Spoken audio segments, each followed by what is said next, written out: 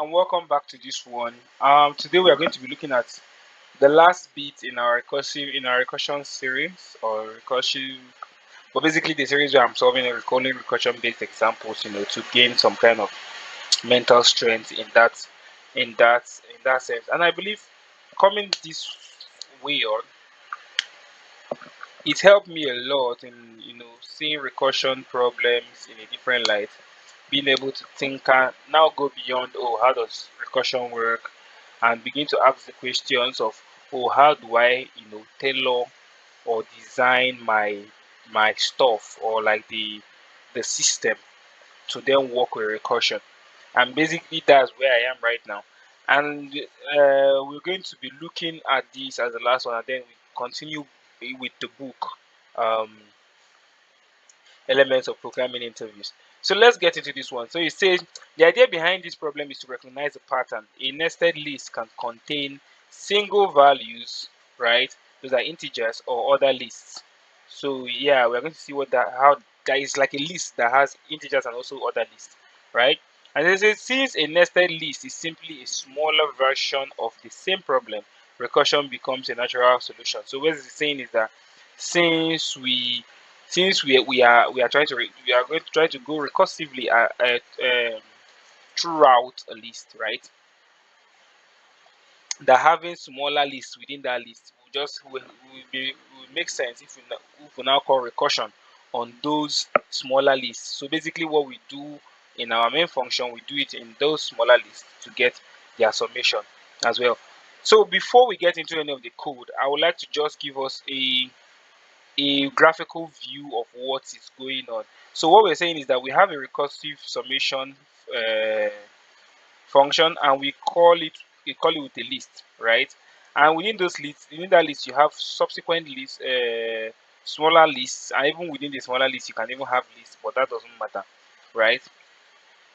As we will see, because we are now using recursion, right? And then within that list, we still have integers. So now, on the first bit, we are going to have 1 as our first sum, or the first sum value, and then the second one now will be the recursive, will be the integer. How do we get that stuff again?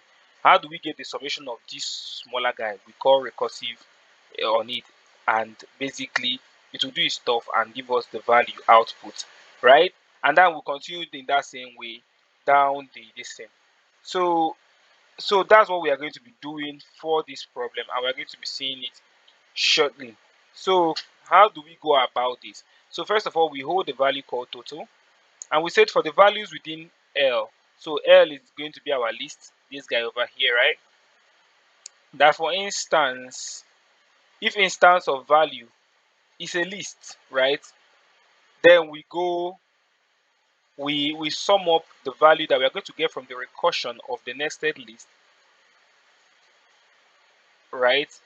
And we pass in the value, which is the list value. So basically, we call this recursion, we call the value again, the function again, and then pass in this smaller list this time around. And then in that smaller list, obviously, we are going to have only integers as its main thing. And we'll see that here. And then we'll go ahead to say otherwise, we should just sum up the value. So from our from our graph, we could already see it here. This is 1, which is the otherwise or the else block, right? Because it's simply a value, it's not a list. We sum up the value, and because this is now a recursion, we call the recursion on it. So that's basically. Let's now just go through the debugger and see how this goes through the stuff. So now we get into it. So we see our values at L, we have our total at 0, and if instance of list, we are the value of 1 at now. So value of 1 is not a list, so we are going to skip that. And when we skip that, we get to the total. Total is 1, total value is 1, and total is going to be updated right after this. You can see our total is now 1. And then we go down into the list, and then we could see that value is 2 and 3. Now this meets this criteria. We enter into it. Now we see total is still 1, value is 2 and 3. We enter into it. We see total is 0 now. Now we're in a different recursive level, right? We are now on this part of the tree, right? So that's this calling this guy now. That's why our total is now 0 again. And then when we maneuver through this, we could see our total build now 2, and go again becomes 5, and then it will return. And when it returns, right, you see it here now. Okay, let's see. Okay, we're back to, so where are we now? So okay, yeah, we are back to this place now. We are going to go further now to now update the total that was already here beforehand. When we hit next, and we see our total go to 6 after we've done this thing. So we could see from this first one is we appended 1, and then when we got to this guy, we entered into the recursive loop and then ran the sum again. And that was how we would go about it till we complete the whole stuff. So I'm just going to run through everything, and yeah, so